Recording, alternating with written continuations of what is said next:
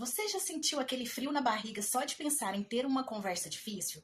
Seja com seu parceiro, seu chefe, um amigo ou até um familiar?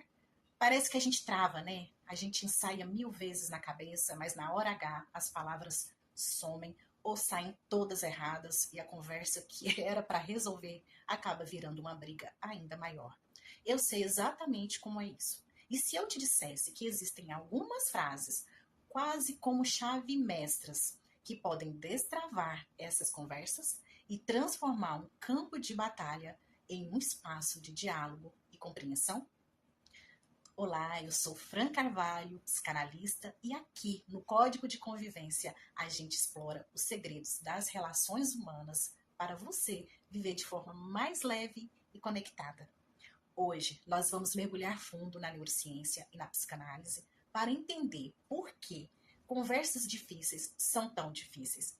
E o mais importante, vou te entregar três frases poderosas que vão mudar completamente sua forma de se comunicar nos momentos de tensão. Então fica comigo até o final, porque a última frase é a que tem o poder de resgatar até as conexões mais abaladas. Primeiro, vamos entender o que acontece no nosso cérebro durante um conflito. Quando nos sentimos ameaçados, criticados ou incompreendidos, nosso cérebro primitivo, a amígdala, ela assume o controle. Ela dispara o alarme de luta ou fuga. O coração acelera, a respiração fica curta, os músculos tensionam. Nesse estado, nosso cérebro racional, o córtex pré-frontal, que é o responsável pelo raciocínio lógico, pela empatia, pela resolução de problemas, é praticamente desligado. A gente para de ouvir para entender e começa a ouvir para responder, para se defender. É por isso que conversas difíceis escalam tão rápido. Ninguém está realmente escutando ninguém. Estamos apenas reagindo. Então, o primeiro passo para mudar esse cenário é reconhecer que isso está acontecendo. E a primeira frase que você vai usar serve exatamente para isso, para apertar o botão de pausa nesse sequestro da amígdala. A primeira frase é: isso é importante para mim e eu quero muito entender seu lado. Vamos analisar o poder dessa frase. Ao dizer isso é importante para mim, você está validando os seus próprios sentimentos sem atacar o outro. Você não está dizendo você está errado ou você me fez sentir mal. Você está simplesmente afirmando a sua perspectiva. Isso desarma a defensiva porque você está falando de você. E a segunda parte, que é e eu quero muito entender o seu lado, é a virada de chave. Isso é um convite. Você está sinalizando para o cérebro da outra pessoa que ela não precisa lutar, que você não é uma ameaça. Então você está mostrando curiosidade e abertura. A pessoa pensa: ufa, ela não está aqui só para me atacar, ela quer me ouvir. Isso reativa o córtex pré-frontal dela, trazendo a capacidade de raciocinar e colaborar de volta para a conversa. É como se você estivesse estendendo a mão dizendo: ei, estamos juntos nisso, vamos resolver? Certo? Use essa frase que eu vou dizer agora no início da conversa ou quando sentir que as coisas estão começando a esquentar. Respire fundo e diga com sinceridade: olha, essa conversa é importante para mim e eu realmente quero entender o seu lado, certo?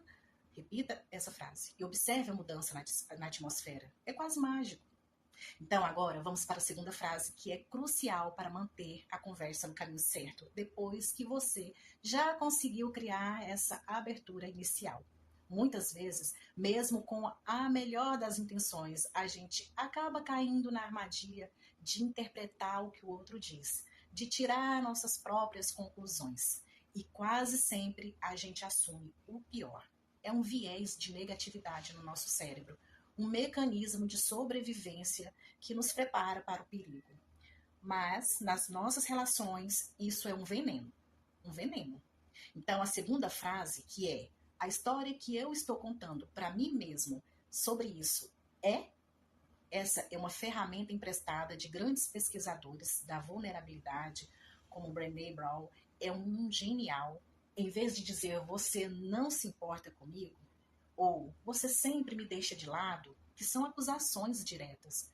é que só geram mais defesa. Você assume a responsabilidade pela sua interpretação quando você diz essa frase para você. Por exemplo, imagine seu parceiro chegando atrasado para um jantar importante. Em vez de atacar com "você nunca me prioriza", tipo isso, você pode dizer: "quando você se atrasou, a história que eu comecei a contar para mim mesma é que esse jantar não era tão importante para você quanto era para mim. E isso me deixou muito triste." Percebe a diferença? Você não está afirmando que a sua história é verdade absoluta. Você está revelando o seu processo interno, a sua vulnerabilidade. Isso convida o outro a esclarecer, a dizer: "nossa, mas não foi nada disso. Eu peguei um trânsito terrível, fiquei super frustrado por me atrasar, né? Eu estava louco para chegar."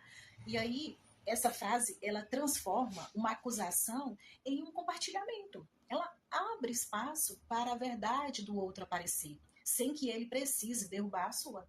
Então, do ponto de vista psicanalítico, isso é incrível, porque você está separando o fato, no caso do atraso, da sua interpretação, o sentimento de não ser prioridade, que muitas vezes é carregada de feridas e experiências passadas. Então, você está trazendo o inconsciente para o consciente e convidando o outro a fazer o mesmo. Isso gera uma intimidade e uma conexão profunda. Então, da próxima vez que você se sentir magoado ou irritado com a atitude de alguém, pare e se pergunte: qual é a história que eu estou contando para mim sobre isso? E então, compartilhe essa história. É um ato de coragem que transforma conflitos em pontes. E chegamos à terceira frase, que é a última. Essa é para aqueles momentos em que a conversa parece ter chegado a um impasse. Vocês dois falaram, talvez até lá usaram outras duas frases que eu disse, mas ainda existe uma distância, um desacordo. A vontade é de desistir, de virar as costas e dizer não tem jeito.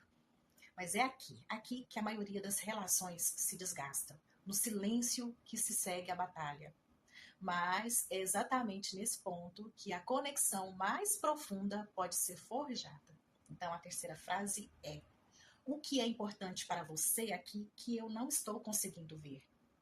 Essa frase é um ato radical de empatia. Ela parte do princípio de que por trás de toda posição rígida, de toda teimosia, existe uma necessidade, um valor ou um medo profundo que não está sendo atendido ou compreendido. Quando você faz essa pergunta, você para de discutir sobre o que, ou seja, o problema, e começa a investigar o porquê, ou seja, a necessidade profunda. Vamos usar um exemplo aqui. Um casal, ele discute sobre dinheiro. Um quer economizar cada centavo para o futuro, o outro quer viajar e aproveitar o presente, o hoje. A conversa não sai do lugar. Um diz: você é irresponsável, e o outro: você é um pão duro, e um impasse ali. Agora imagine um deles parando, respirando e perguntando: ok, eu entendo que economizar é sua prioridade, mas me ajuda a entender o que é tão importante para você sobre isso que talvez eu não esteja conseguindo ver. A resposta pode ser surpreendente. Talvez a pessoa que quer economizar tenha vindo de uma família que passou por muitas dificuldades financeiras, né? E o medo da instabilidade é aterrorizante. Então, para ela, economizar não é sobre ser pão duro, é sobre segurança, é sobre nunca mais passar por aquele desespero. E o outro, que quer viajar, pode responder que viu os pais trabalharem a vida inteira, né, para se aposentar e depois adoeceram sem aproveitar nada. Para ele, viajar não é sobre irresponsabilidade, é sobre viver, sobre criar memórias, né, antes que seja tarde demais. Viram? A conversa muda de patamar. Não é mais uma briga sobre dinheiro, é uma conversa sobre medo e inseguranças versus viver o agora e criar memórias. A partir daí, eles podem encontrar uma solução juntos. Então, ok, podemos criar uma segurança para você e ao mesmo tempo garantir que estamos vivendo e criando memórias juntos.